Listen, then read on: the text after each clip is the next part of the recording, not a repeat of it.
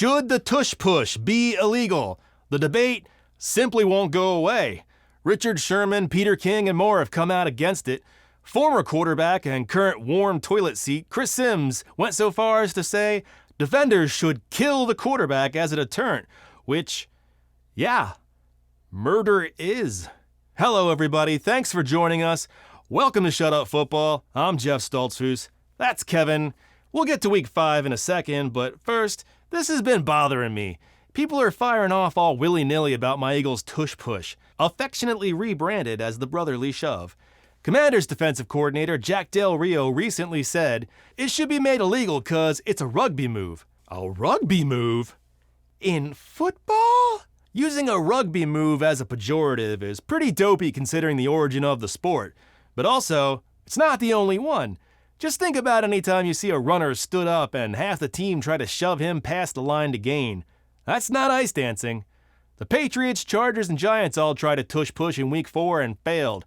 If you don't have an offensive line with enough beef to shove the pile, shove all you want. You're just going to end up with a running back's ankle sticking out of your quarterback's butthole. Even the NFL itself warned the Eagles that they're watching them for this play. Look, you don't need to go and make it illegal. Just go fix overtime or one of the many player safety issues. This is a priority like remodeling my basement bathroom. Give it time. NFL defenses will adapt, I promise. There was a time people thought the Wildcat was unstoppable. And now, it's time for the roast.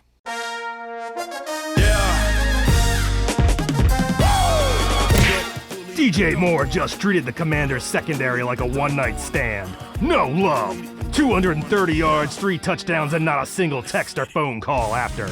Cole Kmet had the ball punched out, but he sat on it like a mother hen. Justin Fields escaped the pressure and threw the ball to fucking no one, who I believe was his leading receiver last year. The Commanders wanted a flag for intentional grounding, but the refs were only telling us about non-penalties that night. There is no foul for illegal contact on the play. Result of the play is a first down. Which seems suspicious, like there was no cake in the break room, and anyone who says different is a liar. They finally found a way to incentivize Fields. Tablet time. Just like a toddler. The Bears had a successful tush push, and Al Michaels called it. It's the ugliest play in football. Yeah, it is. This ain't no beauty pageant, Al. Last thing I want to see is a nose tackle in the swimsuit competition. Earlier that day, Bears legend Dick Butkus died. Could it be? Were the Bears playing for Dick? It was a different story after the half. The backup center hiked the ball too high, but Fields saved it, giving Michaels and Herbstreit another opportunity to bring up the fact that Fields played baseball. Not professionally, just at some point. Apparently, you can only catch things because of baseball. Or, hear me out, hands. Those good old arm feet with thumbs we all got. Commentators love it when NFL players played other sports. It will literally become the solo detail they're able to recall about you during the game. And who the fuck is that? Some bulbous waddly twat comes bumbling onto the field and nobody says nothing? Does he even work here? Sam Howell looks like a casual hedgehog. People online accuse the Commanders of cheating after they noticed somebody lurking behind Luke Getsy with a cell phone. I'm no spy, but if I was working for the Commanders, I probably would have changed out my cell phone cover first. Or at least written "not the" on top of it. Though if you're trying to throw people off your trail, losing by 20 is mission accomplished. Moore asked to use the restroom. What are you gonna do? Number 1 or number 2? 3. What even is that? And everybody else starts calling you things like a dumpster fire. That's not good. No, it is not, Al. Now tell me, who called you a dumpster fire? Welcome to London. Oh my God! Hot person. The Bills had to wake up early in London, and it didn't start well. The Jaguars were on them from the jump. Unfortunately, the Jags O-line protected Lawrence about as well as a citronella candle. AJ Epinesa folded Lawrence like a lawn chair and stored him for the winner. Lawrence saw the ball hiked over his head on the very next play, and the mad dash was on. Josh Allen sacked Josh Allen, but wait, there's a flag on Josh Allen. They called it helmet to helmet, but I don't know how else he's supposed to make that tackle, or what kind of headless weirdos you envision playing defense in this league. Travis Etienne had enough juice to see the end zone twice. Allen was stood up at the goal line, and his teammates pushed him into the end zone. A real ugly play. I mean rugby play. Here comes Mac Jones and one of the 2 quarterbacks that will inevitably replace him. It's a starter kit for missing the playoffs. Jones threw the ball like a banana, and Tyrann Mathieu picked it. That's 6 points and a lot of potassium. Minutemen lined the sidelines, ready to execute Mac Jones after the game. Ironic, considering a musket is about as accurate as Mac Jones. Fans were elated to cheer from the stands. "We made it, Barbara! We're on TV!" Blissfully unaware of the promo placed upon them. Pet Cemetery Bloodlines. A group of friends confront an ancient evil. Go Evil! Olave caught a touchdown and mixed a big salad until he went weak in the knees. Mac Jones hit Ty Montgomery perfectly, and a defender popped the ball free. Not since a black hole have I seen such an undeniable gravitational pull towards sucking. Foster Moreau, a man who until this play had never even heard of football, took a shovel pass for the score. How embarrassing! Now even their shovels were scoring! Jonathan Taylor was back, but Zach Moss was making sure that everybody knew who he was before he went back in the box. 165 yards and 2 touchdowns. On the first one, he met with the resistance of some sideways glances. On his second, he shuffled patiently through a pile of non-playing characters. Anthony Richardson left another game early. He's only finished 2 in 5 weeks. I'm not sure this guy could survive a bye-week hole. Luckily, backup Gardner Minshew is forever fermenting in go-go juice. Meanwhile, Coach Steichen contemplated whether or not he was in fact a daytime vampire. Blah! The Steelers' brand of football is deceptively simple.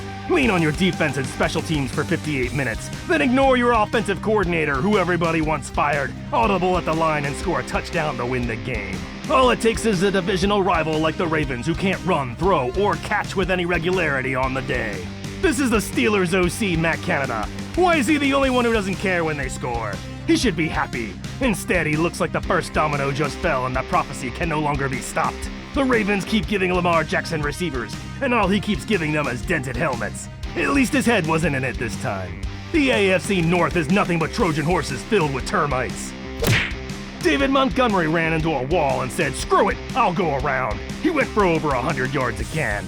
The Lions look like a well-oiled machine, even when half the parts are in the shop. Aiden Hutchinson on Bryce Young looks like an anti-bullying campaign. Hurting others won't fix your problems, Aiden. Even when he wasn't rushing him, Hutchinson was snagging passes one-handed, which meant he had a whole other hand free for fives, salutes, and that game where you hold a circle below your waist to make a friend look at it. Bryce Young was picked off and forced to watch impromptu dance parties. It led to more touchdowns from Jared Goff, who might just be the mayor of Detroit at this point. It's unclear how their democracy works, but if it's touchdown-based, he's in the running. The only thing the Panthers are winning this year is moral victories, which everybody knows sucks, and are a very distant second to actual victories.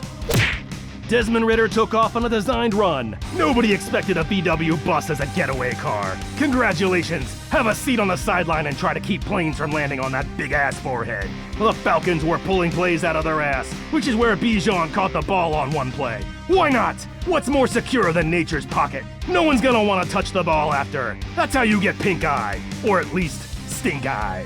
The Falcons ran a trick play with the competency of a state execution. Despite giving the ball away multiple times, this game stayed close. The Texans thought they had a game winner, but don't forget your coup. It's Young Way or the highway. Hit the bricks, Texans, and don't forget to visit the local Coke factory. Contribute to the local economy and then get the fuck out. Lube up, Brian. It's gonna be a day. Jalen Waddle climbed the sky for a touchdown, and then he did that hilarious dance he does mocking people with Parkinson's. Daniel Jones had the wrong kind of throughway, and Christian Wilkins shook his beef strap after. The officials gathered at midfield for quite some time, and nobody knew why. Were they about to sing? Are they mustering the courage to unleash Refs the Musical? Devon A-Chain ran untouched for a touchdown. The announcer said he ran circles around the defense, but that can't possibly be accurate. First off, that's a cartoon amount of speed never witnessed in the NFL. And also, a circle would put him right back where he started. Hill scored a touchdown and was flagged for taunting because he tried to give the ball to his mom. That's not taunting. That's just nice. Taunting would be if you gave the ball to Brian Dable's mom after a nice breakfast in bed and a foot massage. Van Ginkel came hard from behind on Daniel Jones like some careless lover. The Giants just didn't have the personnel to compete. They brought a butter knife to a gunfight. Someone checked Joe Burrow's ankle for a set of ears. It heard everything you were saying, and it wants restitution. Burrow threw for 300 yards and 3 touchdowns to Jamar Chase, who caught a franchise 15 passes. James Conner left injured. Joshua Dobbs had a tough day without his ground buddy, but he was able to toss a pair of tutties along the way. Joe Mixon was denied entry into the end zone. He was met by a wall of stupid flesh. It didn't matter. Dobbs threw an interception on the very next play, and then there was, tickle dancing in a shallow pool. After the game, Burrow showed up in a hobo's tuxedo. It looked like an AIDS quilt made of old Pottery Barn rugs. He said it was free. Yeah, we know. Jalen Hurts found Dallas Goedert early for a score, and he went canoeing after. Tutu Atwell made it look too easy for Matthew Stafford on their first score of the day. Puka Nacua, who I'm pretty sure is the reincarnation of Jim Thorpe, had another big day. His legend continues to grow. There was a block of marble in the lobby, and during halftime, it started to carve itself. This is how statues get born. A.J. Brown palmed a big gain, and the Eagles lined up for another brotherly shove. I'm begging you, just once, line the bottom with a dozen oranges. You get the touchdown and freshly squeezed orange juice. Refreshing. Another shove was imminent, but the official fell to the ground trying to escape. His life must have flashed before his striped eyes. Crab walk, you fool! Crab walk for your life! Matthew Stafford got double sacked by Hassan Reddick to end the game. He wore him like a backpack filled with bricks. It was trash can versus dumpster fire, and trash can wanted revenge. The Jets wanted to beat Sean Payton like an old rug for running his soft mouth about their OC Nathaniel Hackett. The Jets defense came for Russell Wilson in the end zone, and I can't help it, but every safety looks like a failed attempt by the officials to start the Thriller dance. Just once, I'm begging you. The Broncos ran a trick play, and the trick was, it sucked. Marvin Mims picked a heck of a day to lose his depth perception. It was fumble tennis all afternoon. Was it the sun? Was it the altitude? Was it the highly combustible nature in both rosters? Breece Hall split the defense for a huge touchdown. Zach Wilson threw the biggest pass of his life, and Tyler Conklin dragged 5 guys with him like a mama opossum. Russell Wilson had the ball knocked free, and the Jets tied a bow on it. Trash can wins. The Vikings fumbled on their first play of the game. Easy, guys. Pace yourself. You've got a whole game to fumble away. Cousins threw a pass with 2 hands like he was back in grade school playing Foursquare. The Vikings faked a punt and picked up a first down. Travis Kelce scored a touchdown after being injured for half the game. Tony Romo was flabbergasted, like a child staring down the barrel of magic for the first time. It was a 4-yard route, not teleportation, Tony. You played, for Christ's sake. The announcers tried to convince us this was going to be a chess match, but I've never seen anyone pick up the board and bash their opponent over the head with it. It was all you can eat at the humble buffet, and the Cowboys showed up wearing sweatpants. Brock Purdy threw 4 touchdowns, including 3 to George Kittle. Dak Prescott was picked off 3 times. Kyle Shanahan started calling plays off the back of a box of cereal just to challenge himself. The Cowboys might as well have dug their own grave, climbed inside, and started piling dirt on themselves. Welcome to Vegas, and this absolute achievement in round. And the Oscar for Best Flop goes to Tubby. Jordan Love threw a pass right to the defender. I almost expected him to throw it back, beginning an impromptu game of catch before an unsuspecting public. Both teams had a Carlson kicker. Not since the Civil War had brother been pitted against brother with such dire consequences. Fight the power. The Packers rode Quadzilla down to the nubs. Josh Jacobs poked his head in for a score, and cool guy handshakes ensued. The game was on the line, but Jordan Love knew he had one more interception in him. All he had to do was negate the 7-inch advantage his receiver had over the defender. A tall task indeed. Put this game to bed. No one deserves anything. And now it's time for the soft pretzel of the week. Yummy. This week, the soft pretzel goes to George Kittle. Not because he scored 3 touchdowns and made Cowboys cry, but because of what he wore while he was doing it. He revealed an F Dallas t-shirt was under his jersey the whole time. While I'm destined to hate Kittle later in the season, at least for now, I can appreciate the hate in a mutual foe. And that earns you the soft pretzel of the week. Stay salty, my friend. And that's our show. Thank you so much for watching Shut Up Football. Leave your comments below, like, subscribe, click the bell, say hi to your mom for me, and we'll catch you next time. Peace! Check the mic and make sure it sound right, boys.